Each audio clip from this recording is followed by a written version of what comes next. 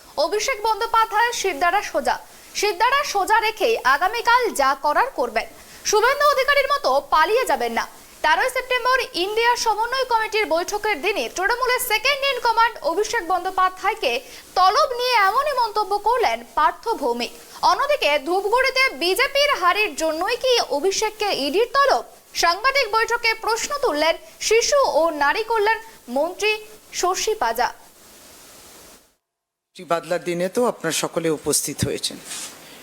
বিষয়টা খুবই গম্ভীর এবং ইতিমধ্যে গতকালকে আমাদের দলের সভানেত্রী শ্রীমতী মমতা বন্দ্যোপাধ্যায় বিষয়টা নিয়ে বলেছেন এবং আমাদের জাতীয় সাধারণ সম্পাদক সর্বভারতীয় সাধারণ সম্পাদক শ্রী অভিষেক বন্দ্যোপাধ্যায়ও টুইট করেছেন সেই মর্মে। এবং সেটা হচ্ছে যে অত্যন্ত গুরুত্বপূর্ণ একটি মিটিং কালকে 13 সেপ্টেম্বর দিল্লিতে ইন্ডিয়া যে জোট অ্যালায়েন্স হয়েছে তার কোঅর্ডিনেশন কমিটির যেখানে অত্যন্ত গুরুত্বপূর্ণ সদস্য শ্রী অভিষেক বন্দ্যোপাধ্যায় আছেন এবং সেই গুরুত্বপূর্ণ মিটিং আছে কালকে। কিন্তু এটা কাকতালীয় বলুন কিংবা যেটা আমরা বহুদিন ধরে বলছি যে একটি রাজনৈতিক উদ্দেশ্য প্রণোদিত এবং ইচ্ছে করে বিব্রত করা, বিরক্ত করা, হেনস্থা করা, তার মধ্যে দিয়ে আমরা দেখলাম কালকে ইডিও ডেকেছেন অভিষেক বন্দ্যোপাধ্যায়কে আসার জন্যে। আমরা আপনাদেরকে শুধু আবারও যাচাই করে নিতে বলছি, ঝালাই করে নিতে বলছি যে ক্রোনোলজিগুলো একটু দেখে নেবেন। সদ্য অবশ্য ধূপগুড়ি উপনির্বাচন, অভিষেক বন্দ্যোপাধ্যায় সেখানে প্রচারও করলেন। ধূপগুড়ি উপনির্বাচনে আবার বিজেপি হার এবং এই সিটটা ছিল বিজেপির 2021-এ জিতেছিল তারা, সেই সিটটা আবার মামাটি মানুষ তৃণমূল কংগ্রেসকে দিয়েছে। এই হারটা সহ্য না করার জন্যে এই ডাক নাকি? আমরা দেখলাম বিগত 2022 সালেও ছাত্র পরিষদের যে একটা বিপুল জনসভা হয়েছিল 2022, এবার 2023-তেও, আর অভিষেক বন্দ্যোপাধ্যায়ের উপস্থিতি, তার বক্তব্য, তার সাকসেস। শুধু তাই নয়, নবজোয়ারের সময়ও আমরা দেখলাম যে নবজোয়ারের সময় যখন জনজোয়ার হচ্ছে, যেই মিছিল করে এবং মানুষ দুধারে, রাস্তার দুধারে তাদের উপস্থিতি, তাদের ভালোবাসা, তাদের আশীর্বাদ, আর তার মাঝখানে সেটা পঞ্চায়েতের যখন প্রচার চলছিল, আরম্ভ হয়ে গেছিল, সেই সময় তাকে ডেকেছে। প্রতিনিয়ত এই ক্রোনোলজি, এই টাইমিংটা দেখে নিতে হবে যে অত্যন্ত গুরুত্বপূর্ণ দিনগুলোতে অভিষেক বন্দ্যোপাধ্যায়ের যে যাত্রা কিংবা প্রচার যাত্রা, সেটাকে ভঙ্গ এবং তার টাইম টেবিলটাকে নষ্ট করে একটা বিব্রত করা। এবং এটাও আপনারা দেখেছেন, সেটা ত্রিপুরার নির্বাচনই বলুন, ইত্যাদি ইত্যাদি, এই সমস্ত। অর্থাৎ রাজনৈতিক কিছু ক্যালেন্ডার থাকে রাজনৈতিক মানুষের, এবং তারও আছে, এবং সেই গুরুত্বপূর্ণ দিনগুলোর মধ্যে নিশ্চয়ই আগামীকাল ইন্ডিয়া অ্যালায়েন্স তার একটি গুরুত্বপূর্ণ মিটিং, কোঅর্ডিনেশন কমিটি মিটিং, তার প্রথম বৈঠক। অভিষেক বন্দ্যোপাধ্যায় ওখানে উপস্থিত থাকার কথা, কিন্তু যাতে সে উপস্থিত না থাকতে পারে সেই চেষ্টায় আবার এই যাত্রায় একটা বাধা তৈরি করা, এবং তাই কালকে আবার ইডি ডেকেছে। আমি চাই এরপরে পার্থদা আরেকটু এগিয়ে। ওকে, মন্ত্রী ডক্টর শশী পাজাকে আমার আন্তরিক অভিনন্দন। তিনি প্রারম্ভিক বক্তব্য রেখেছেন। আমি শুধু যে কথাটা আপনাদের সবিনয়ে বলতে চাই যে সিবিআই ইডিকে রাজনৈতিক উদ্দেশ্য প্রণোদিতভাবে ব্যবহার করা হচ্ছে এবং বাংলার বুকে মমতা ব্যানার্জির নেতৃত্বাধীন যে সরকার চলছে এবং তার যে দল তৃণমূল কংগ্রেস, আমাদের যে দল তৃণমূল কংগ্রেস, তাকে মেলাইন করবার জন্য উদ্দেশ্য প্রণোদিতভাবে সিবিআই ইডিকে ব্যবহার করা হচ্ছে। 118টা মামলা সারা ভারতবর্ষে সিবিআই ইডি বিরোধী দলের বিরুদ্ধে করেছে, যার মধ্যে 30 জন হচ্ছে তৃণমূল কংগ্রেসের, 26 জন কংগ্রেসের, বাদবাকি অন্য বিরোধী দলের নেতা আছে। ভারতীয় জনতা পার্টি 2014 সালে ক্ষমতায় আসার পর যেভাবে নিজেদের রাজনৈতিক উদ্দেশ্য চরিতার্থ করতে গিয়ে বিরোধী দলের উপরে যে ধরনের অনৈতিক আক্রমণ নামিয়ে আনছে, এটা ভারতবর্ষের গণতন্ত্রের পক্ষে মারাত্মকভাবে ক্ষতিকর। এবং এই বিষয়ে গতকাল বাংলার মাননীয় মুখ্যমন্ত্রী তথা আমাদের দলনেত্রী তিনি সবিস্তারে বলেছেন যে এই রাজনীতি ভারতবর্ষের বুকে আগে কোনো দিন ছিল না। 34 বছরের সিপিএমের দ্বারা আমরা প্রচুর অত্যাচারিত হয়েছি, আমরা প্রচুর অনিয়ম দেখেছি, কিন্তু আমাদের সরকার যখন ক্ষমতায় আসে আমরা কোনো ভিন্ডিকটিভ অ্যাটিচিউড গ্রহণ করিনি, কারণ এটা ভারতবর্ষের গণতন্ত্রের পরিপন্থী একটি ব্যবস্থা। আমরা অবাক হয়ে দেখছি যে যেখানে শাসক দল অর্থাৎ ভারতীয় জনতা পার্টি সেখানে অন্তর্ভুক্ত হলে যারা দোষী তারা যেন মনে হচ্ছে ওয়াশিং মেশিনে ঢুকছেন এবং পরিষ্কার হয়ে যাচ্ছেন। আমি এরকম অনেকগুলো উদাহরণ দিতে পারি। পশ্চিমবাংলার বুকেই শুভেন্দু অধিকারী 5 লক্ষ টাকা হাতে করে নিলেন, সমস্ত ভারতবর্ষের মানুষ দেখলেন, কিন্তু তার বিরুদ্ধে কোনো সিবিআই ইডি কোনো তদন্ত হলো না।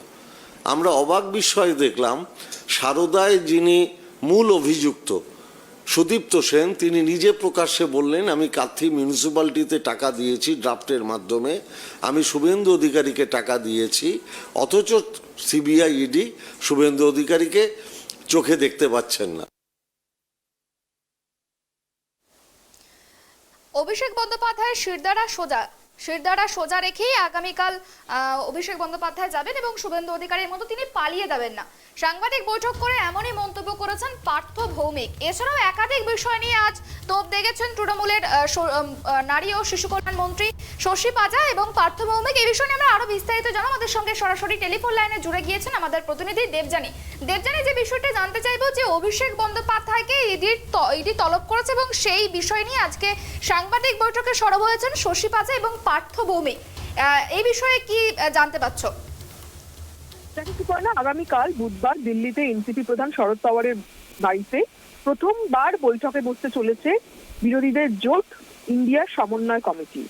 সেই সমন্বয় কমিটির অন্যতম সদস্য হচ্ছেন অভিষেক বন্দ্যোপাধ্যায়। কমিটির সদস্য হিসাবে অভিষেক বন্দ্যোপাধ্যায়েরও আগামীকালের বৈঠকে দিল্লিতে উপস্থিত থাকার কথা, কিন্তু এদিনই তাকে ইডি তলব করেছে।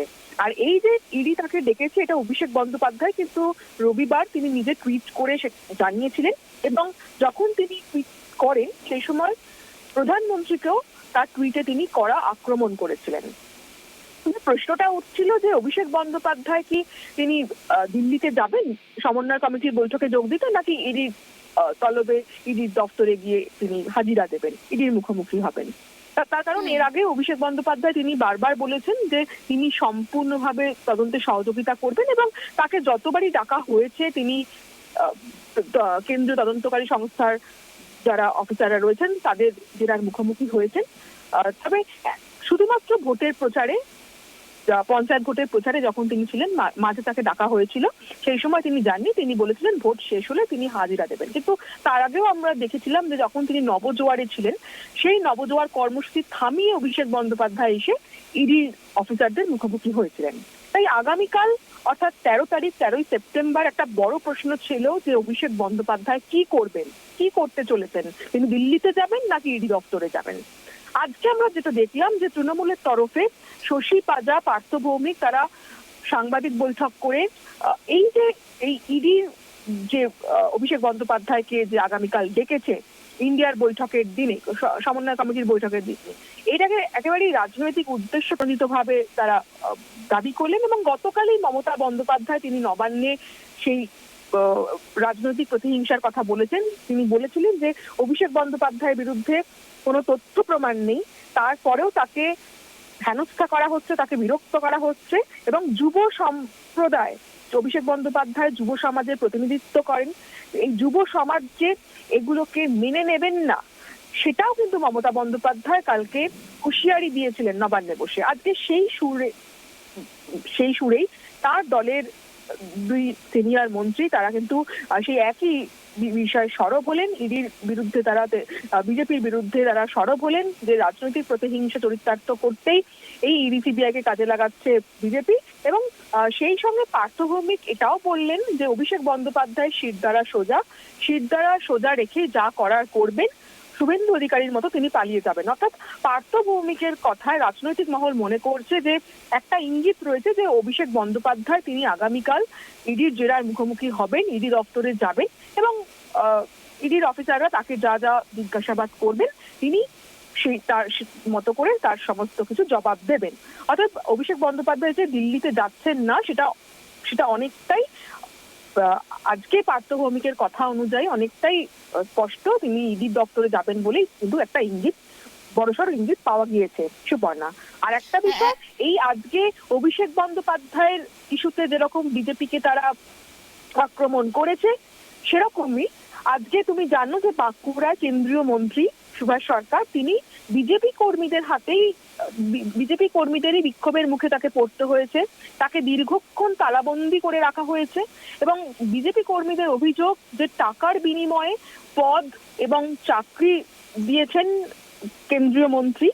এটাকে একদম শাসক দল তারা হাতে গরম একটা ইস্যু পেয়েছে, তার কারণ এই মুহূর্তে যখন বিজেপি রাজ্যের শাসক দলের বিরুদ্ধে দুর্নীতির অভিযোগ করছে, তারা বলছে যে রাজ্যের শাসক দলের নেতারা পাহাড় প্রমাণ দুর্নীতির অভিযোগে বিদ্ধ, তারা কোটি কোটি টাকা তছরূপ করেছে এমন অভিযোগ করছে বিরোধীরা।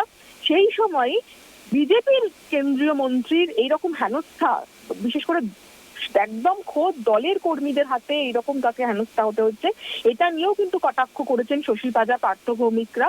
পার্থ ভৌমিক তিনি বলেছেন যে সাধারণ মানুষের থেকে বিচ্ছিন্ন হয়ে পড়েছেন, তারা সাধারণ মানুষের সঙ্গে নেই এবং তারা শুধুমাত্রই এই তাদের মানে রাজনীতি করছেন তৃণমূলের নেতাদের, অভিষেক বন্দ্যোপাধ্যায়ের ভাবমূর্তি কালিমালিপ্ত করছেন এবং সেই কারণেই তাদেরকে এইভাবে মানুষের হাতে হেনস্থা হতে হচ্ছে, এমনই কিন্তু আজকে বক্তব্য উঠে এসেছে শশী পাজা এবং পার্থ ভৌমিকের মন্তব্য থেকে। সুপর্ণা, অনেক ধন্যবাদ দেবযানী। যে বিষয়টা জানতে পারলাম, আজকে যে সাংবাদিক বৈঠক করেন পার্থ ভৌমিক এবং শশী পাজা, সেই সাংবাদিক বৈঠকে কার্যত স্পষ্ট করে দিয়েছেন যে অভিষেক বন্দ্যোপাধ্যায় দিল্লি যাচ্ছেন না। 13ই সেপ্টেম্বর যে দিল্লিতে বৈঠক রয়েছিল ইন্ডিয়া জোটের, সেই বৈঠকে তিনি যোগ দিচ্ছেন না, বরং তিনি যাচ্ছেন ইডির দপ্তরে। ইডিকে যেহেতু অভিষেক বন্দ্যোপাধ্যায়কে ইডি তলব করেছে, সেই জন্যই সেই কথা কিন্তু কার্যত আজকে স্পষ্ট করে দিলেন শশী পাজা এবং পার্থ ভৌমিক। অন্যদিকে আরও যে ছবিটা দেখা গিয়েছে বাঁকুড়ার দুর্নীতির অভিযোগে খোদ দলের কর্মীদের বিক্ষোভের মুখে পড়তে হয়েছে মন্ত্রী সুভাষ সরকারকে। মমতার বাংলায় মোদির মন্ত্রী তালাবন্দি, মানে কি আশ্চর্যের একটা বিষয়। সেই ঘটনায় তীব্র কটাক্ষ করেছে পার্থ ভৌমিক এবং তিনি জানাচ্ছেন যে বিজেপি নেতারা মানুষের থেকে বিচ্ছিন্ন হয়ে গিয়েছে, তাই এই ক্ষোভের মুখে পড়তে হচ্ছে, সাধারণ মানুষের ক্ষোভের মুখে পড়তে হচ্ছে বিজেপি নেতাদের।